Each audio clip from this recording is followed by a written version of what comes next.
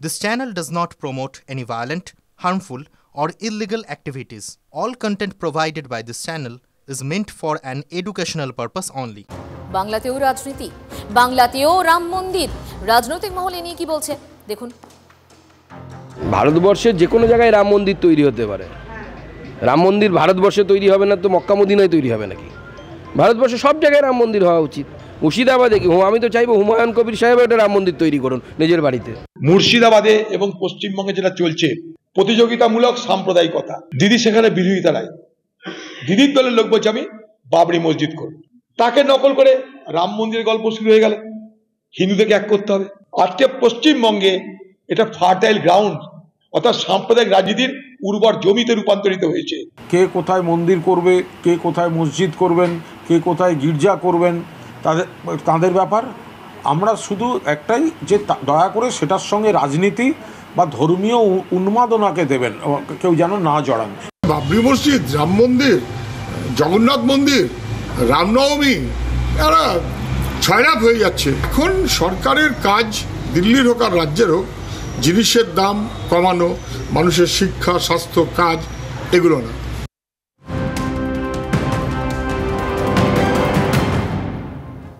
সোজা এবার আপনাদের শিউরিতে নিয়ে যাব। শিউরিতে তার কারণ হচ্ছে সেখানে নাবালিকাকে ধর্ষণের অভিযোগ উঠেছিল। বিকেল 5টা পর্যন্ত ডেডলাইন দেওয়া হয়েছিল, স্থানীয়রা ডেডলাইন দিয়েছিলেন। সেই বিকেল 5টা বেজে গেছে, মানে ডেডলাইন পার হয়ে গিয়েছে। মূল অভিযুক্তকে এখনো গ্রেফতার করা যায়নি, আর তার জন্যই ভাঙচুর। চকলেটের লোভ দেখিয়ে নাবালিকাকে যৌন নির্যাতনের অভিযোগ মুদিখানা দোকানের মালিকের বিরুদ্ধে। অভিযুক্তকে গ্রেফতারের দাবিতে শিউরিতে তুলকালাম। ছবি দেখাচ্ছি এই মুহূর্তে সরাসরি শিউরি থেকে। ব্যবসায়ীর দোকান রীতিমতো ভাঙচুর করছেন এলাকার মানুষজন। তারা ক্ষুব্ধ, কারণ তারা পুলিশকে 5টা পর্যন্ত, বিকেল 5টা পর্যন্ত ডেডলাইন দিয়েছিলেন। হিমাদ্রি এই মুহূর্তে আমাদের প্রতিনিধি সরাসরি রয়েছেন। হিমাদ্রি, এই মুহূর্তে কি চলছে, স্থানীয়রা কি বলছেন, কেন তারা দোকান ভাঙচুর করছেন, কি তাদের বক্তব্য? হ্যাঁ দেখো, বিকেল 5টা পর্যন্ত ডেডলাইন দেওয়া হয়েছিল, কিন্তু স্থানীয় যারা বাসিন্দা তারা বলেছিল ওই পুলিশকে যে বিকেল 5টা পর্যন্ত তারা দেখবে, যদি মূল অভিযুক্তকে ধরা না হয় তাহলে কিন্তু আবার তারা আন্দোলনের পথে হাঁটবে। আর সেই রকমই কিন্তু সেই ছবি কিন্তু দেখতে পাওয়া যাচ্ছে। এখানে কিন্তু প্রচুর মানুষ তারা একত্রিত হয়েছে। সেই ছবিটা একবার দেখাবার চেষ্টা করব, যে প্রচুর মানুষ তারা একত্রিত হয়েছে এবং তারা একটাই দাবি করছে যে যেইভাবে এই নাবালিকাকে ধর্ষণের অভিযোগ উঠছে, এখনো পর্যন্ত কিন্তু মূল অভিযুক্ত তাকে গ্রেপ্তার করতে পারা যায়নি। কথা বলো না তাদের সাথে, কেন তারা জড়ো হয়েছেন, কি তারা করতে চান? চেষ্টা করব যারা মহিলা, এখানে যারা মহিলা রয়েছেন তাদের সাথে বলছি। দিদি, 5টা পর্যন্ত আপনারা টাইম দিয়েছিলেন? 5টা পর্যন্ত আমরা টাইম দিয়েছিলাম। 5টা পর্যন্ত এখন আমরা খবর পাইনি যে অপরাধীকে অ্যারেস্ট করা হয়েছে, সেই জন্য সাধারণ মানুষ আবার পথ অবরোধ করেছে। যতক্ষণ অপরাধীকে অ্যারেস্ট করা না হবে ততক্ষণ চলবে। অর্থাৎ বুঝতে পারছো, যতক্ষণ না এই অপরাধীকে ধরা হবে ততক্ষণ কিন্তু আবারও পথ অবরোধ তারা করবেন, এমনটাই কিন্তু জানিয়ে দিচ্ছেন তারা। আরো কয়েকজনের সাথে কথা বলো না। দেখতে পেয়েছিলাম এখানে যে দোকান, সেই দোকানের একেবারে সেই কথা বলার চেষ্টা করব। সাধারণ যারা মহিলা এখানে রয়েছেন তাদের সাথে কথা বলার চেষ্টা করব। বলছি দিদি, আপনারা তো সকাল থেকে বিক্ষোভ করছেন, একেবারেই যারা সাধারণ মানুষ এখানকার তাদের সাথে কথা বলার চেষ্টা করব। বলছি আপনারা তো সকাল থেকে ছিলেন এখানে, হ্যাঁ, কি কি এখন পর্যন্ত কি দেখলেন? এখনো পর্যন্ত পাই নাই, ওকে পাওয়া যায় নাই। আপনারা কি চাইছেন? ওকে ধরবে সবাই। 5টা পর্যন্ত? হ্যাঁ, 5টা পর্যন্ত টাইম আছে। টাইমে কাজ হয়েছে? না, এখনো তো পাইনি, কোথায় কাজ তো হয়নি এখনো। একটাই গল্প, সেটা হচ্ছে শাস্তি। আমাদের চাইছি একটাই গল্প, সেটা হচ্ছে শাস্তি চাই। তাতে ফাঁসি হলে খুবই খুশি, যেহেতু বা বুড়ো নয়, ইয়াং বয়সও নয়, বাচ্চা ছেলে 10 বছরও বয়সের কম, ওইসব ছেলেকে, ওইসব মেয়েকে এইভাবে নৃশংসভাবে মানে অত্যাচার করাটা আমাদের পক্ষে মানুষের বাইরে। আমরা চাই যে করে হোক, হয় পুলিশ নয় আমরা, হয় পুলিশ করে নেক, নাহলে আমাদের হাতে ছেড়ে দেখ।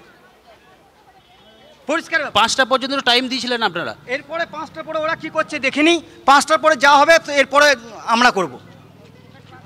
বুঝতে পারছো যে মানুষ কিন্তু একেবারে। আরেকটা কথা বলো তো, অভিযুক্ত সম্পর্কে এদের কি বক্তব্য? কোথায় পালিয়ে যেতে পারে সে, কোথায় যেতে পারে, তার সম্পর্কে কি কি জানতে পারছি আমরা? দেখো, এখনো পর্যন্ত কিন্তু জানা যায়নি, যদিও পুলিশের পক্ষ থেকে একাধিক জায়গায় তল্লাশি করা হচ্ছে অভিযুক্তের খোঁজে, যাতে কোনোভাবেই সেই অভিযুক্ত অন্যত্র পালিয়ে যেতে না পারে। পুলিশের সঙ্গে কি কথোপকথন হচ্ছে একটু শোনা যায়? যে কোনো প্রকারে ধরা যায় সেই চেষ্টা। একেবারে সেই ছবি দেখাবার চেষ্টা করব। পুলিশ কিন্তু ইতিমধ্যে এখানে এসে উপস্থিত হয়েছেন, স্থানীয় বাসিন্দারা কথা বলছেন পুলিশের সাথে।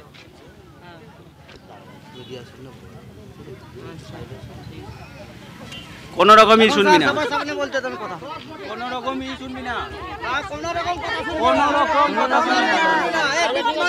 কোনো সাইডে যাবে না, এখানেই বলবে দশের সামনে। তুই বল কিছু বল, মেটের সামনে বল, এখানে কথা আমার মিটি বটে। কালকে আরো কোনো মিটিং হবে, হতে পারে। চল চিল্লা তোরা কি চল যা, কোনো মুনের হতে পারে, কারো মেয়ে হতে পারে, কারো কোনো মিটিং হতে পারে। আমার মেয়ে, আমার নিজের মেয়ে, আমার বুকে আমার ব্যথা আছে। সামনে সামনে কথা করুন, যা কথা করবে সামনে সামনে কথা করুন। আপনি আসুন এখানে, ডিসপ্লেস হন, স্পেস যে আসবে এখানে আসুন, দাঁড়িয়ে দাঁড়িয়ে কথা করুন। আমার চোখে রক্ত বেরিয়ে গেছে, পেলে এখন কেটে দিত মুখে সালাকে। কি হতো কি হতো বলো,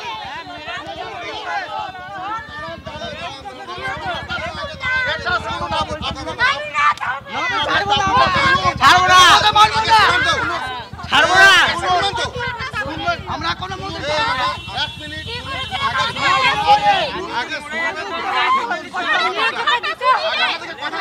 কথাটা শুনে নেয়, ধরা পড়েছে। ছেলেটাকে দেখান, ছেলেটাকে দেখান, ছেলেটাকে আপনি দেখান, সবার মেয়েদের সামনে দেখান। হিমাদ্রি, পুলিশের সঙ্গে কথোপকথনটা কি হচ্ছে? বুমটাকে একটু সামনের দিকে এগোনো যায়? আপনার যদি ধরেছেন তো দেখান।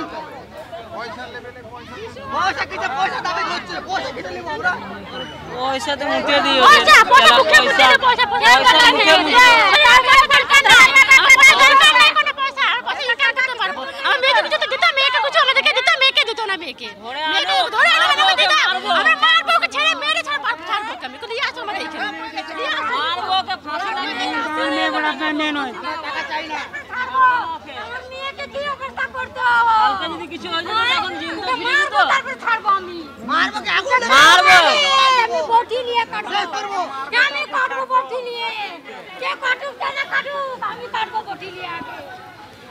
শিউরির দিকে নজর থাকবে আমাদের অবশ্যই। হিমাদ্রি, আপাতত তোমাকে ধন্যবাদ। এবার ছোটমূলের অন্দরে নজর রাখবো। জুলাই মাসে রদবদলের হুঁশিয়ারি দিয়েছিলেন অভিষেক বন্দ্যোপাধ্যায়ের, এখনো সেই রদবদল কিন্তু হয়নি। আর এবার মমতা বন্দ্যোপাধ্যায় বলে দিলেন যে ফেব্রুয়ারিতে, মানে আগামী মাসে রদবদল হবে। এরই মধ্যে অভিষেক সেনার উপর কিন্তু কোপ পড়ার অভিযোগও সামনে আসছে। 21শে জুলাইয়ের মঞ্চ থেকে দলীয় সতীর্থদের সামনে হুঙ্কার দিয়েছিলেন তৃণমূলের সর্বভারতীয় সাধারণ সম্পাদক। এই যে 1.5 মাস কোনো রাজনৈতিক কর্মসূচিতে আপনারা আমাকে দেখেননি, তার কারণ পর্যালোচনার কাজে আমি ব্যস্ত ছিলাম। আগামী 3 মাসের মধ্যে এর ফল আপনারা দেখবেন, 3 মাসের মধ্যে। অভিষেক এও বলেছিলেন, কাউকে রেয়াত করা হবে না, কাউকে রেয়াত করা হবে না। 21শে জুলাই থেকে 22শে জানুয়ারি 6 মাসেও রদবদল হয়নি তৃণমূলে। বিভিন্ন সময় অভিষেক বলেছেন, আমি আমার কর্তব্য আমি করেছি, আমি বারবার বলছি দলের সিদ্ধান্ত, নেত্রীর সিদ্ধান্ত শিরোধার্য। এবার তিনি কবে করবেন তিনি জানেন। সাংগঠনিক রদবদল তো হবেই, ঠিক সময় হবে। তার পর্যালোচনা প্রসেস শুরু হয়ে গেছে। আমি আগেও বলেছিলাম যে আমি আমার মতো সেটা করে দলনেত্রীর কাছে জমা দিয়েছি, যখন হবে আপনারা দেখতে পাবেন। তবে এখনও রদবদল না হলেও এই 6 মাসের তৃণমূলে বেশ কিছু তাৎপর্যপূর্ণ সিদ্ধান্ত হয়েছে। দলবিরোধী কাজের জন্য সাসপেন্ড হয়েছে না তৃণমূল নেতা শান্তনু সেন। তৃণমূলের অন্দরে অভিষেকপন্থী নেতা হিসেবেই পরিচিত শান্তনু। এবার তৃণমূলের শিক্ষা সেলেও সার্জিক্যাল স্ট্রাইক। দলের অধ্যাপক শিক্ষক সংগঠন থেকে বাদ অভিষেকপন্থীরা। বাদ পড়েছেন মণিশঙ্কর মণ্ডল, মইদুল ইসলাম। কোনো রাগঢাক না রেখেই মণিশঙ্কর মইদুলরা নিজেদেরকে অভিষেক সেনা হিসেবে তুলে ধরেছেন। খোলাখুলি দাবিও করেছেন অভিষেক বন্দ্যোপাধ্যায়ের নির্দেশে কাজ করেন বলেই কোপে পড়েছেন। অভিষেক বন্দ্যোপাধ্যায়ের হয়ে আমরা পোস্ট করি, তার হয়ে সমর্থন করি, এটা মানে না। আমাদেরকে একাধিকবার হুমকি দেয় যে কেন এগুলো করে, আমাদেরকে সরিয়ে দেওয়া হবে। অভিষেক বন্দ্যোপাধ্যায়ের আমরা সৈনিক এবং তার নেতৃত্বেই আমরা কাজ করি। ফলে গোটা রাজ্যব্যাপী শিক্ষক সমাজ অভিষেক বন্দ্যোপাধ্যায়ের পাশে আছে এবং আমরা সেভাবেই থাকবো। যদি অভিষেক বন্দ্যোপাধ্যায়ের হয়ে কথা বলি, অভিষেক বন্দ্যোপাধ্যায় জিন্দাবাদ বলি, তাতে মমতা বন্দ্যোপাধ্যায়ের যে সিদ্ধান্ত, সেই সিদ্ধান্তকে সমর্থন জানানো এবং তার ভূয়সী প্রশংসা করা বলেই আমার মনে হয়। শুধু মণিশঙ্কর মইদুলই নন, মুখ খুলেছেন বাদ পড়া অনেক নেতাই। মনে হয় এই লিস্টটি সম্পূর্ণভাবে অগণতান্ত্রিক। আমরা অভিষেক ব্যানার্জির নির্দেশ মেনে চলি, তার পোস্টগুলিকে লাইক সাপোর্ট করি।